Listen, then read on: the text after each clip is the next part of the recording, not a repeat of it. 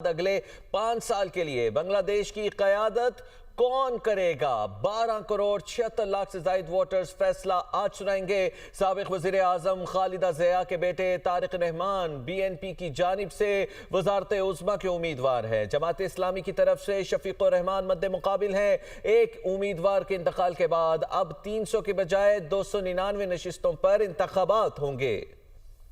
इसके साथ साथ 50 सियासी जमातें एक दूसरे से मुकाबला करेंगी। 273 आज़ाद उम्मीदवारों समेत 2028 उम्मीदवार जीतने के लिए जोर आजमाई करेंगे।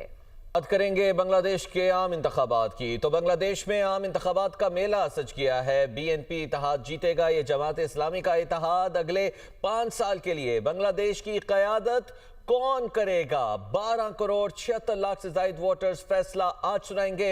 साबिक़ वज़ीर आज़म खालिदा ज़िया के बेटे तारिक रहमान BNP की जानिब से वज़ारत उज़्मा के उम्मीदवार है। जमात इस्लामी की तरफ से शफीक़ुर रहमान मद्दे मुकाबिल है।